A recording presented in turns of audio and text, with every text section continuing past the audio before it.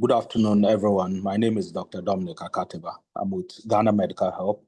This afternoon on our maternity service agenda series, Dr. Khalid Ibrahim Abdul Khalid Ali Tarua is leading us on a very important topic, especially for those of us in obstetric practice, uterine rupture, a very feared complication that sometimes comes on our hands. This afternoon, Dr. Khalid is being supervised by Dr. Gildas, who is an obstetrician gynecologist and the clinical care coordinator at the Upper West Regional Hospital. By way of some few housekeeping rules, you notice that when you try to unmute yourself, you won't be able to. However, the chat box is available so that if you have a pressing question or something you want to draw attention to whilst the presentation is ongoing, then you can use the chat box. However, at the end of the presentation, which we are hoping should take about 30 to 45 minutes of your time, we'll have about 15 minutes or more of discussions, of questions, of comments to make this webinar a rich one and to make it reflect our local needs. So we are grateful that you could join us today. This is being recorded, as you may have been prompted, and we'll upload this as we usually do on our YouTube channel. So thanks a lot for joining us for today. Kindly join me in welcoming Dr. Khalid. Dr. Khalid, your audience. Thank you very much, Dr. Dominic Akatiba, the legend. I am Dr. Ibrahim Abdul Khalik Ali Atarua, and I'm here to present on uterine rupture, with my supervisor being Dr. Gildas Manwara Mbaba, and our moderator being the legend, Dr. Dominic Akatiba. So there's the outline that includes definition, uterine dehiscence, etiology, epidemiology, history and physical examination, evaluation, management, differentials, prognosis, and complications. So first of all, we have the definition for uterine rupture. Now we should understand that uterine rupture is a complete division of all three layers of the uterus. All three layers of the uterus, that includes the inner layer, that is the endometrium, that's the inner epithelial layer. The myometrium, which is the muscle layer, the smooth muscle layer that's usually in the middle. And then we have the perimetrium, that's the serosa or the outer surface. Now we should know that uterine rupture is a complete division of all these three layers. All these three layers. Then we now come to, I brought the uterine dehiscence for us to know the difference between uterine rupture and uterine dehiscence, because these terminologies are usually used interchangeably. We should know that uterine dehiscence is a similar condition, but it is characterized by incomplete division of the uterus that does not penetrate through all layers.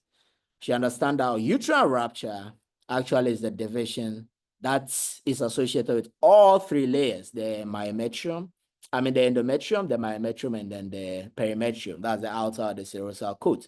However, with uterine dehiscence, it may involve the endometrium, the myometrium. However, the serosal coat might still be intact. Now, clinicians must remain vigilant for signs and symptoms of uterine rupture, as it can cause serious morbidity and mortality for both the woman, the fetus, and even after birth, the neonate. We should understand that most uterine ruptures occur in pregnant women. However, it has also been reported in non-pregnant women when they are exposed to trauma, infection, or cancer. When they are exposed to trauma, infection, of cancer. So it's not always that uterine rupture occurs in pregnant women. It can occur outside pregnancy. That's in a non-pregnant woman when they are usually exposed to trauma, infection, or cancer. So with uterine dehiscence, we should know that it usually produces a uterine window. That's where there's a thinning of the uterine wall, which may even allow the fetus to be seen through the myometrium.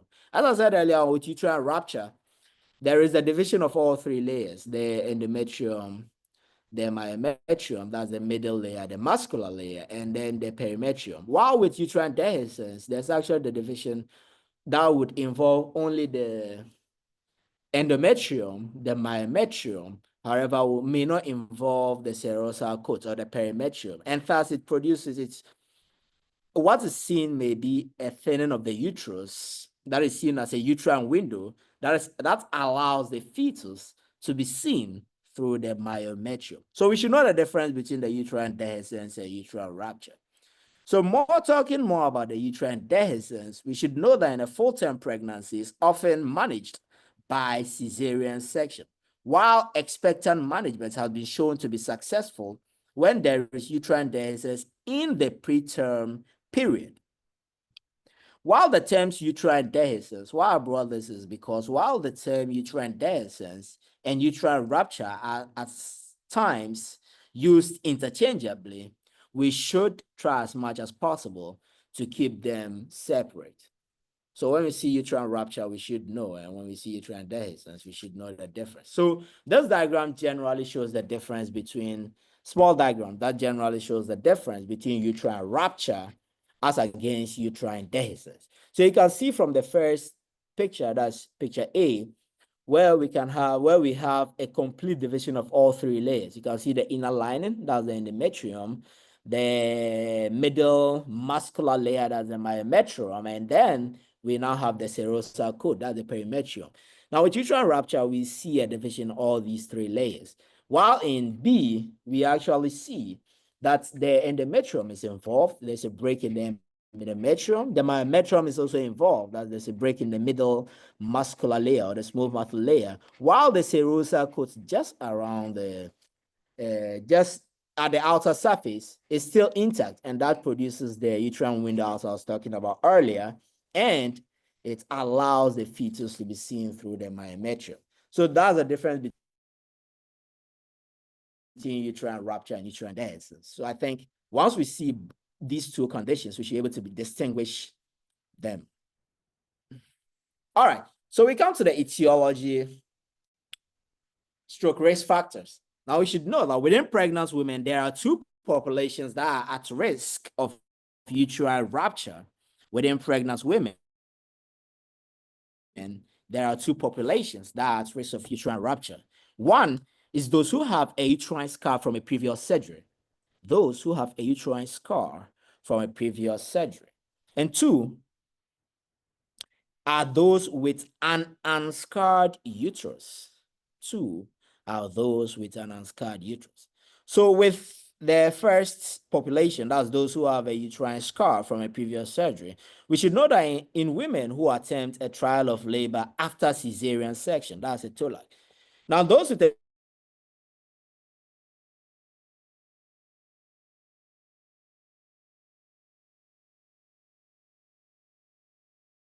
previous section, those with a previous midline incision are at 2 to 3 times at a higher risk for uterine rupture than those with a previous low segment transverse incision.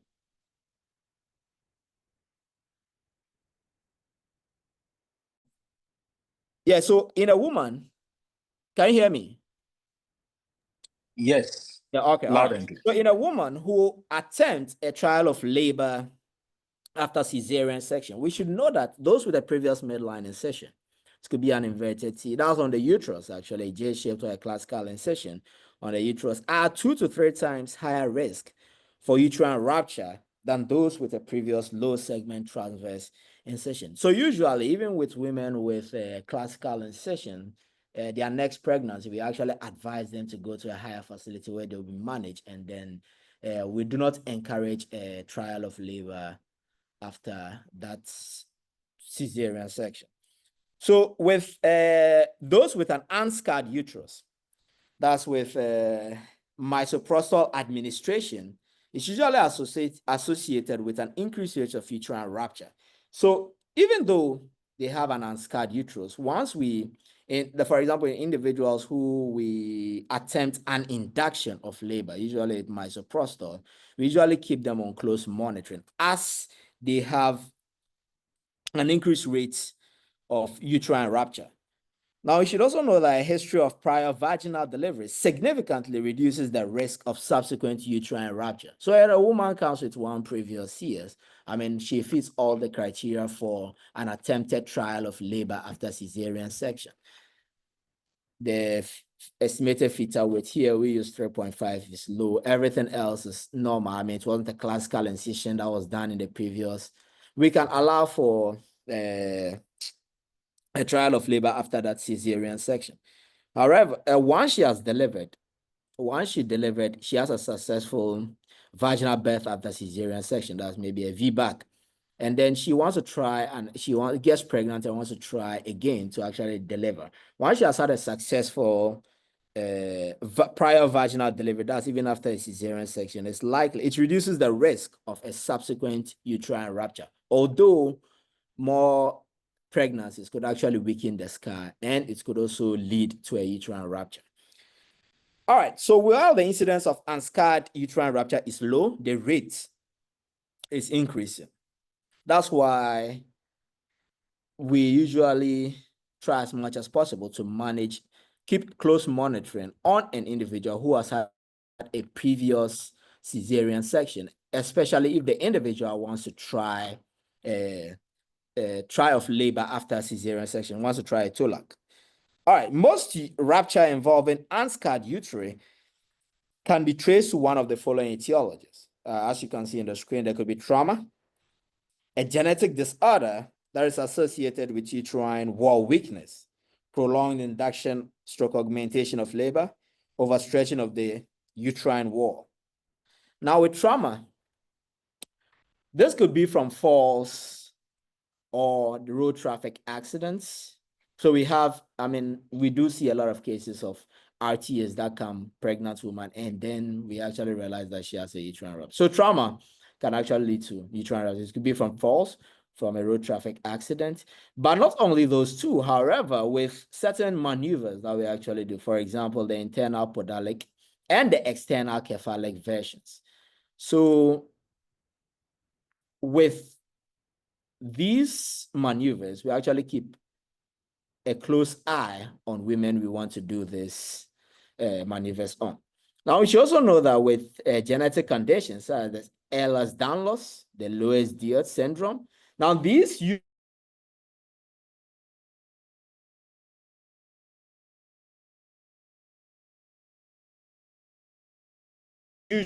Danlos,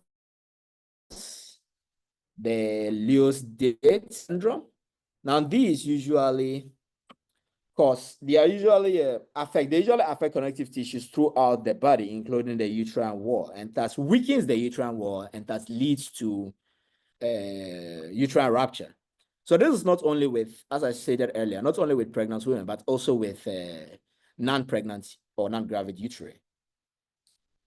Then we have with the prolonged uterine exposure to, that's with the prolonged induction or augmentation of labor, with prolonged uterine exposure to oxytocin and other uterotonics or uterotonic medications. This increases the stress on the uterus and thus weakens the uterine wall and can lead to uterine rupture. So whenever, we are augmenting or inducing, as we already stated when this is my support, or we inducing or augmenting the labor. That's with oxytocin. We have to keep a close eye on the individual so that when things go haywire, we are able to pick up, especially as it can lead to a uterine rupture, we are able to pick it up and intervene immediately. So, as I said, the medication, the uterotonics, actually increases the uterine wall stress, and this can lead to uterine rupture. Now, we should also know that conditions such as gestational diabetes mellitus, that's usually associated with fetal macrosomia, can also stretch the myometrium beyond its optimal range, causing a uterine rupture. But not only macrosomia, there could be polyhydramnios, multiple gestation, uterine anomalies such as fibroids, uterine leiomyoma, can actually stretch the myometrium beyond its optimal range, causing a uterine rupture.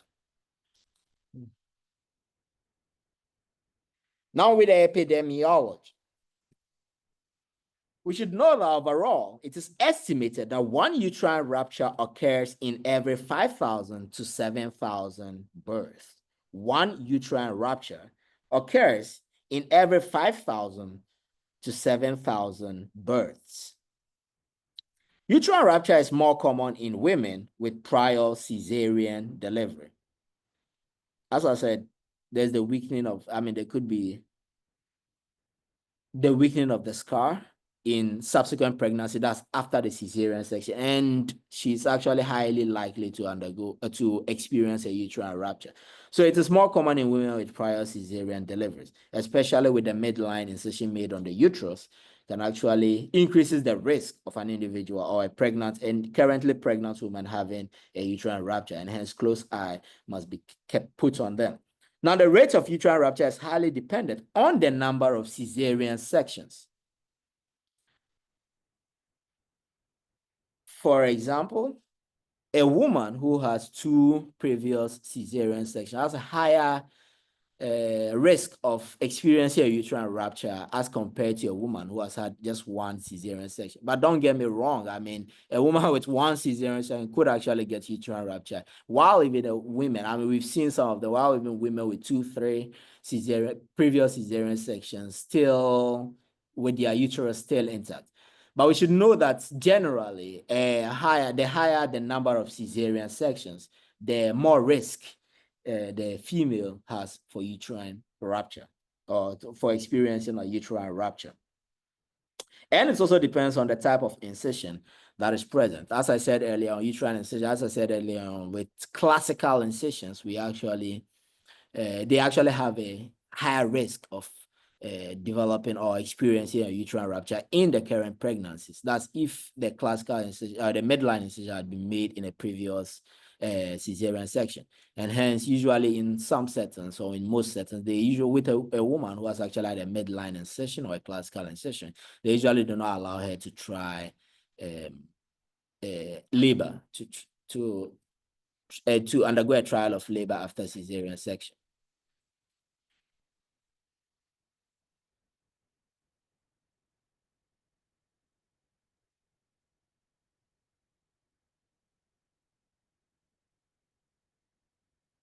All right, so we should also know that the rate of the uterine rupture with an unscarred uterus has been found to be approximately 1 rupture per 10,000 to 25,000 deliveries. That is with an unscarred uterus. However, with a previous cesarean section, it's usually 5 per 1,000 deliveries in a previous cesarean section. So the incidence of uterine rupture in an unscarred uterus is higher in developing countries because the techniques to manage obstructed labor, such as with the instrument-assisted and also the cesarean delivery, are less readily available. So, for example, in developing countries, they usually have challenges with managing issues like prolonged second stage, obstructed labor. Now, they usually refer such cases to higher facilities for them to manage. However, probably on the way, the individual, because it takes a long time for them to get to these referral centers, they usually, some of them come with an already ruptured uterus, and then in higher facilities, they tend to try to curb that canker. Most of these facilities might also have like things like vacuum to be able to extract the fetus. They may also have forceps, even with delayed second stage, even when there's no caput. They may not even have forceps, they may not have vacuums, and they may not even have theater services at those areas. And hence, they even delay to refer the case. And hence, while en route to those referral centers, they tend to experience uterine rupture. And that is why the incidence of uterine rupture in an unscarred uterus in developing countries is higher. It's rising. All right, now we come to the history and physical examination. Now we should know that a presentation of a woman with a uterine rupture is highly dependent on whether the labor whether they have a labor epidural, a scarred or unscarred uterus, and the location of the rupture. So for women with a suspected uterine rupture, the initial assessment is for hemodynamic stability. We should know that uterine rupture, the patient may not be able to pick it up. So the patient may be bleeding inside, intra-abdominally, and so we usually look for signs of hypotension, that the blood pressure will be going down while the heart rate will be coming up.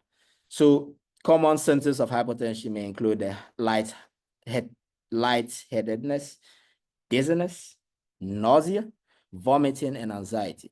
Now, this could actually, once the individual is actually experiencing hypotension while tachycardia is also setting in, this could actually tune our minds to the fact that shock may ensue or is ensuing.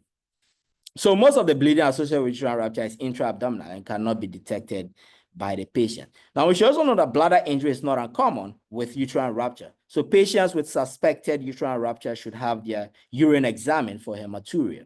Even with management of the, let's say, the second stage of labor, delayed second stage of labor. When the individual, the scapula vacuum cannot be done, forceps cannot be done, and the individual is rushed to theater. In the delivery of the baby, since the baby's head is so down, in the delivery of the baby, sometimes they can have lateral tear of the uterus. Sometimes it can even extend to the blood. Now, even with that, now comparing that to uterine rupture, rupture can also involve the bladder. There could be bladder injury, as it sometimes happens associated with uterine rupture, and hence the patient should have the urine examined for hematuria. That's where pink or red or brown urine can imply the presence of red blood cells.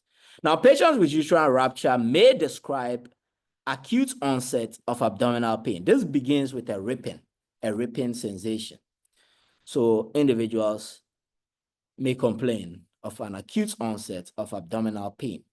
We should also know that blood in the peritoneum can also irritate the diaphragm and cause referred pain to the shoulder or chest pain, similar to ischemic cardiac pain. We should know, as I stated earlier, the presentation of a woman with uterine rupture is highly dependent on whether they have an epidural, a scarred or unscarred uterus, and the location of the rupture. So an individual, a woman who has had a labor epidural may actually mask the pain associated with uterine rupture, and this could lead to a delayed diagnosis. A labor epidural may mask the pain associated with uterine rupture, and this could lead to a delayed diagnosis.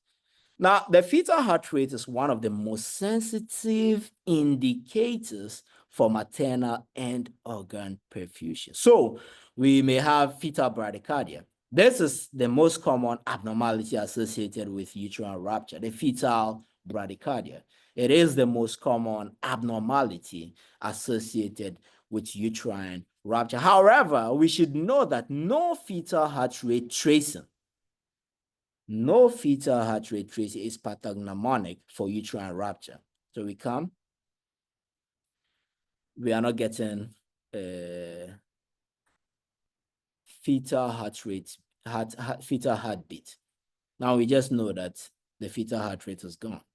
There's no fetal heartbeat, and this is pathognomonic for uterine rupture. Now we should know that most women with uterine rupture will have a tender abdominal palpation. Now, this is different between, I said earlier on that a labor epidural may mask the pain associated with uterine rupture, and this could lead to delayed diagnosis. However, we should know in the physical examination that most women with uterine rupture will have a tender abdomen on palpation even when receiving labor epidural analgesia. I hope we get that clear. A labor epidural may mask the pain associated with uterine rupture, and this may delay that. That's with the symptoms. So the woman may not complain of abdominal pain, may or may not complain of that. That's with the labor epidural. or she may complain of it later on. However, with the examination, most women with uterine rupture will have a tender abdomen on palpation, even when receiving labor epidural analgesia. We should also know that uterine contraction amplitude may decrease and contractions may stop altogether in women who experience a uterine rupture. So we have contraction stopping, tender abdomen. I mean, you check the conjunctiva. I mean, she's pale. I mean, the vitals, I mean, points to hypotension. The BPs are going down. The heart rate is going up. I mean, the first suspicion should actually be uterine rupture. It should actually be uterine rupture.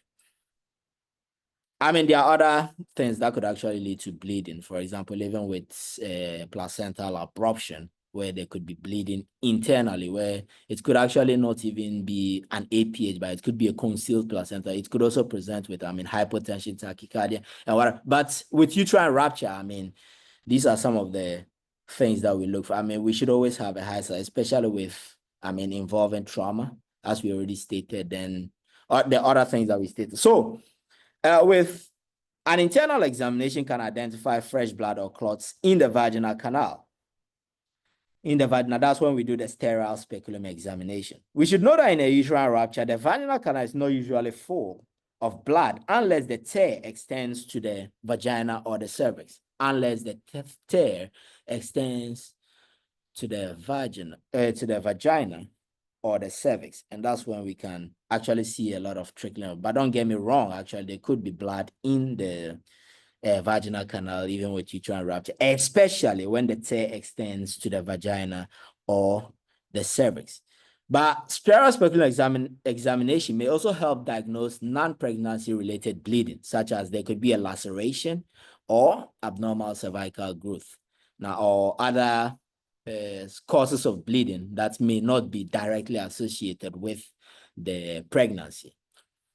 All right, may not be directly associated with the pregnancy. Now, with the evaluation, the most important initial lab test is the hemoglobin. As I said earlier on, with uterine rupture, there could be intra-abdominal bleeds. The woman might not be telling you, might not be able to tell that, oh, this and that has. So she comes to you. One of the things that you actually look, I mean, you see that the BPs are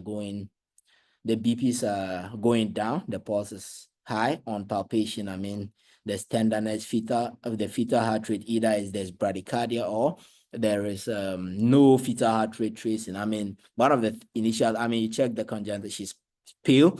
I mean, the most important initial lab test is the full blood count, and where we'll be checking the hemoglobin. All right.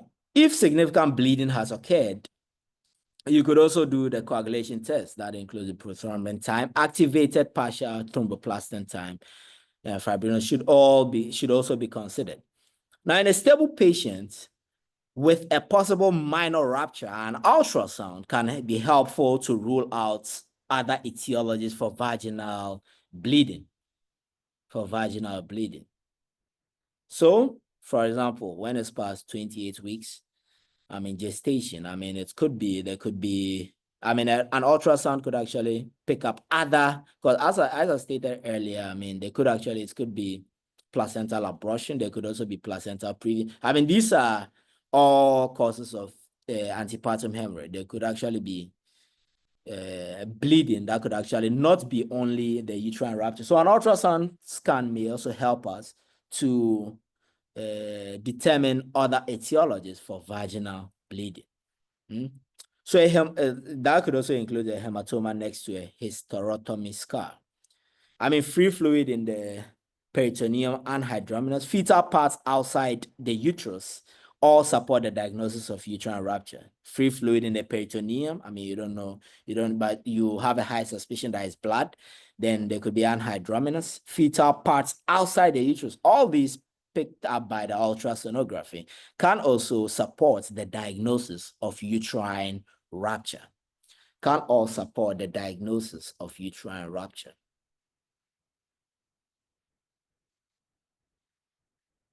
All right, so with the management, we should know that uterine rupture is an obstetrics emergency, so we call for help and assign rules. Uterine rupture will typically be associated with fetal bradycardia. Hence, the initial treatment step is an emergency cesarean delivery.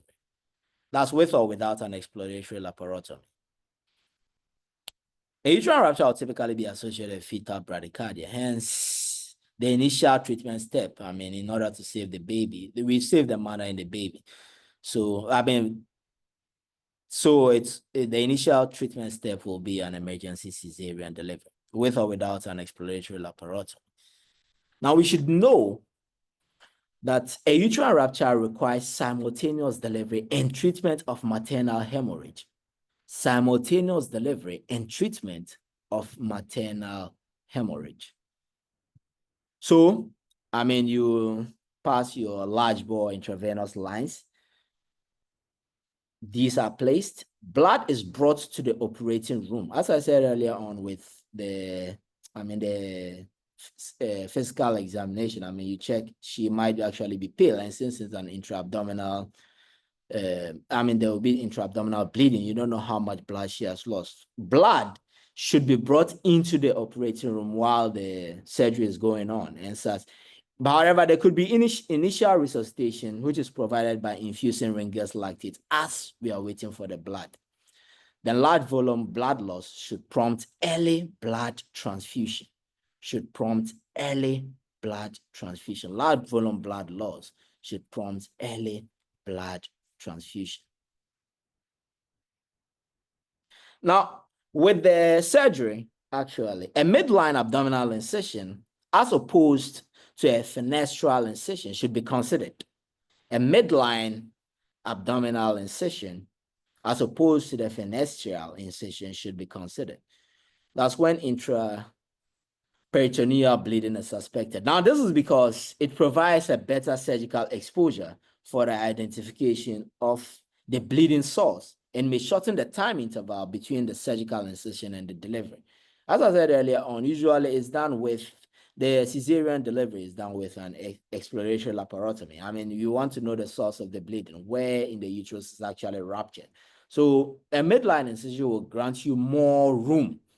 A midline incision will grant you more room in order to know exactly where the bleeding source, exactly where the bleeding is coming from. That's the bleeding source. And this would actually lead to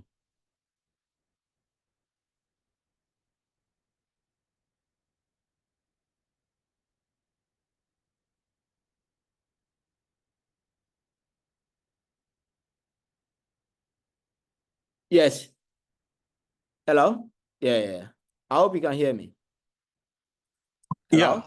Okay. So Yes, this we will can. actually lead to better surgical exposure, as I was saying. This will actually lead to better surgical exposure for the identification of the bleeding source and may shorten the time interval between the surgical incision and also the delivery. We should also know that when there is hemodynamic instability or significant uterine injury, a hysterectomy is indicated. Approximately 1 in 3 women who experience uterine rupture require a hysterectomy. So usually, especially with those involved in trauma, RTAs, they may come with significant uterine injury. Go inside, you realize that there's significant uterine injury. Then hysterectomy is indicated. And hence, we find out that approximately 1 in 3 women who experience uterine rupture require hysterectomy.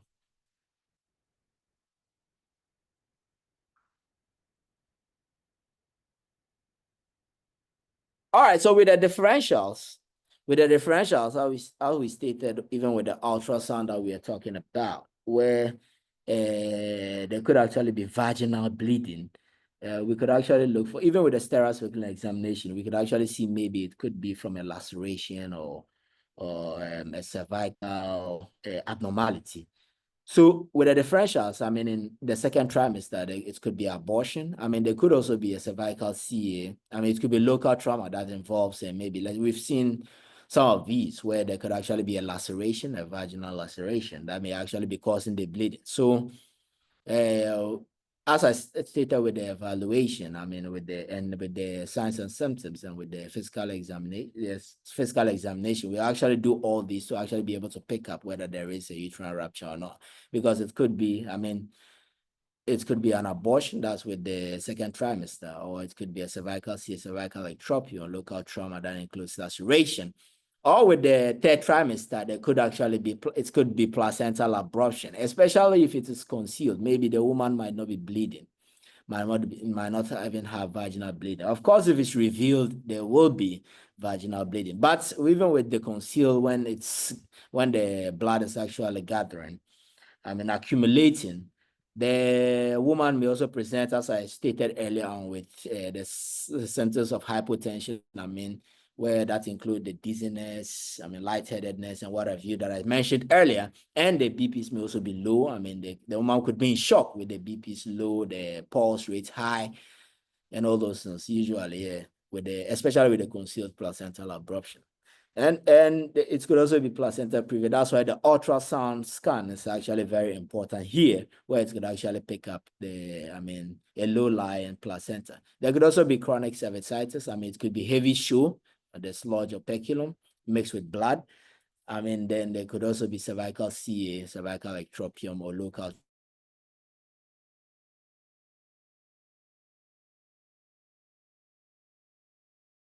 trauma. Third trimester, but it could also be second trimester. All right. So with the prognosis, we should know that with quick surgical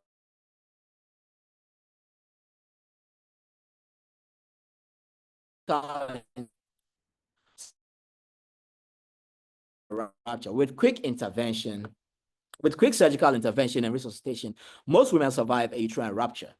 Now, the maternal mortality rate associated with rupture of an unscarred uterus is higher.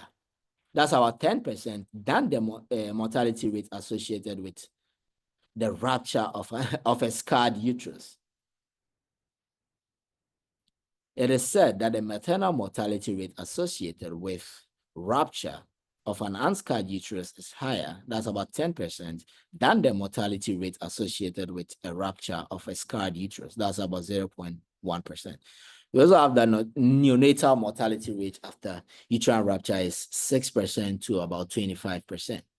Now, the risk of recurrent rupture after the uterine repair is not well described because the incidence of rupture is low, and many women with significant uterine rupture require a hysterectomy. So their uterus is already taken out.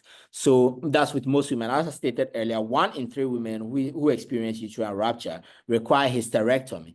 So the risk of recurrent rupture, I mean, their uterus is already taken out and they cannot even get pregnant again in the first place. So it's usually low. And moreover, the incidence of uterine rupture is quite low, whether in an unscarred uterus or in a scarred uterus, it's quite low. And hence the rate of recurrent rupture after the uterine repair is not well described because of these issues. Now, with the complications, we can separate it according to whether it's fetal or it's maternal. With fetal, as we stated earlier, there could be non-reassuring fetal heart rate tracing. There could be fetal hypoxia, fetal death in utero, and increased risk of neonatal death. That's even when the child is born. Now, because there could have been long-standing non-reassuring fetal heart rate tracing, most of them that are delivered, even in the neonatal period, do not really make it. There's an increased risk of neonatal death. While with maternal, complications, there's the higher risk of cesarean delivery.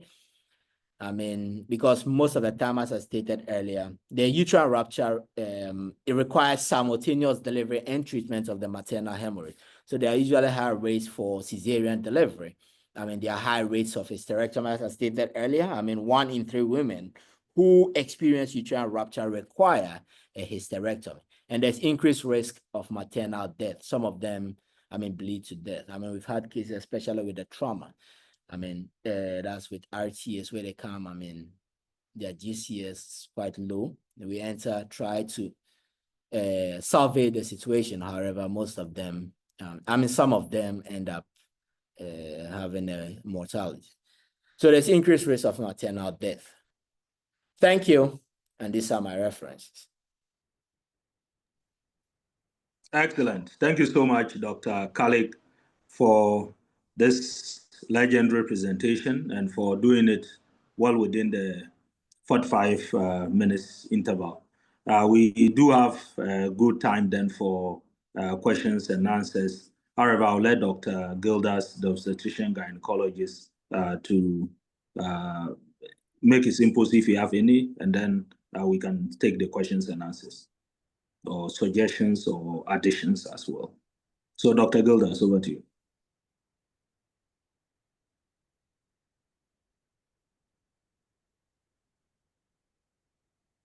Can you hear me, Dr. Gildas? Yeah, I think his line fell off. So, if anyone has any question, kindly electronically raise up your hand, and then, or if you have an addition, comment, suggestion, any of that, kindly electronically put up your hand. I will mute you to go ahead and then ask. So whilst we wait for people to ask questions or make inputs, just to alert you that in the chat box I've put in our social media handles. So if you want to know the various topics ahead of the day, kindly like our Facebook page or our LinkedIn account. Usually they are put there prior to the presentation. And then the second component is our YouTube channel, where the recording of this webinar on uterine rupture, as well as all the other webinars, are put up there so that then you can have access to it at your own time. If you did join late or at any time you want to look at the topics that we previously did. Both those that are maternal related, that is maternity related, obstetric related, and then all the other disciplines of medicine as well. So thanks, and please take note of that. If you have any question, kindly electronically raise up your hand, and then I will unmute you to go ahead. So wait for questions, comments, suggestions.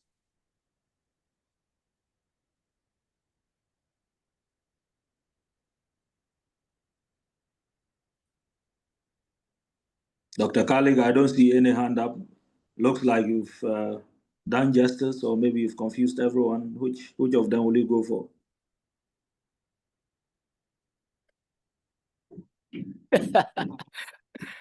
Done justice. So we leave it up to the audience. All right. So please, if you have any question, kindly electronically raise up your hand, and then I will grant you the permission to unmute yourself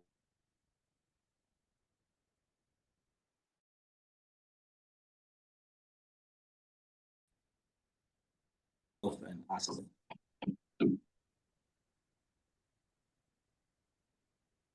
Please don't feel shy. If you have any question, comment, suggestion, addition, kindly put up your hand, and then I'll unmute you to go ahead.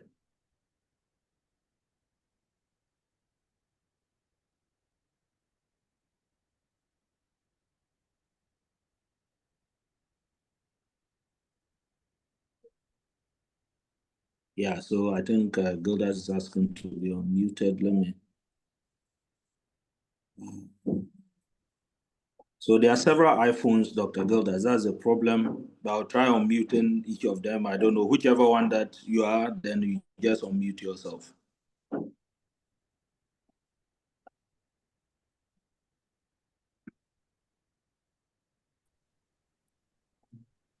Okay, can you hear me, Dominic?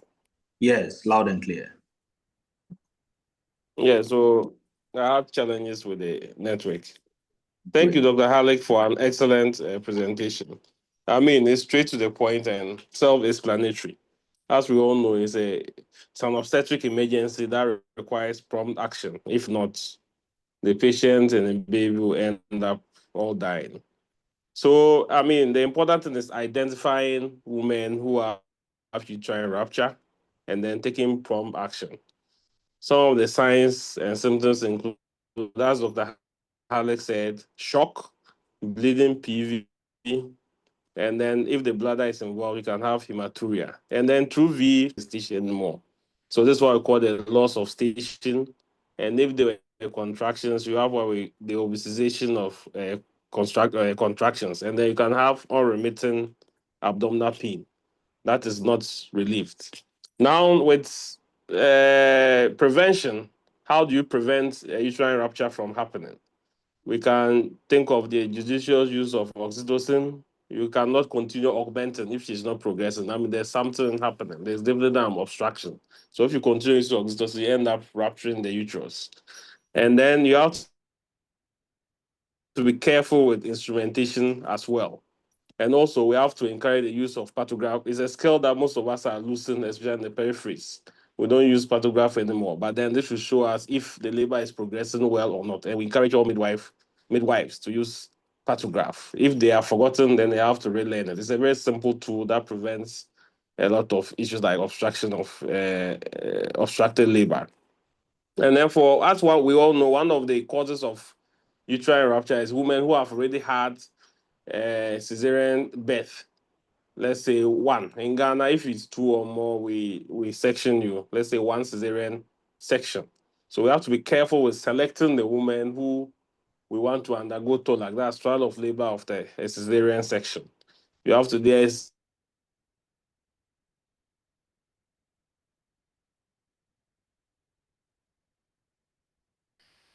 it should be cephalic, and then the scar should have been a low vertical.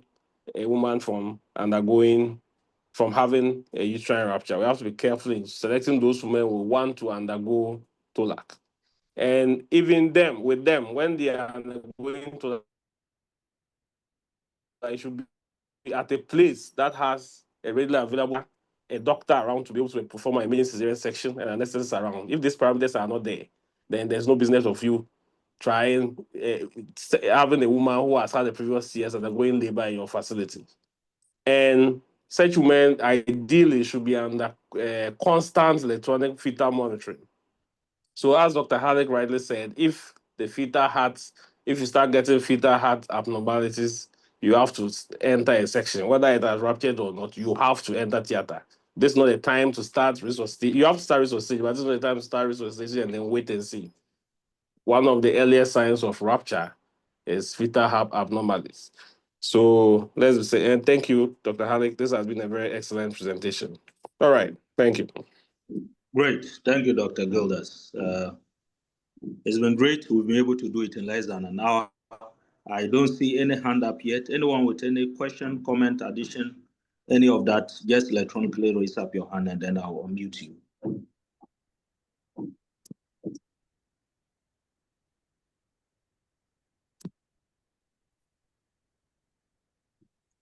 Okay, it doesn't look like we have any hand up. Dr. Kalik, you did an excellent job. No hands up, no questions. And Dr. Gildas, thanks for the additions as well. Dr. Kalik, do you have any closing remarks? And then we sign off. So as I said earlier, uterine rupture is an obstetric emergency and it requires prompt action. So when we pick up the signs and symptoms of uterine rupture, I mean, immediate intervention should be meted in order to save both the woman and the fetal and the baby's lives, both the woman and the baby's lives. So with that, I think I can. Great. Thank you so much. And this has been great. Thank you all participants for joining today. Make a date with us next week for another presentation. Kindly check on our social media handles that I've put in the chat box to be able to know which is the next one. And then this recording will be uploaded to the YouTube page. Thank you so much. Thank you, Dr. Kalik. Thank you, Dr. Gildas. God bless all of us. Have a great day. Bye-bye.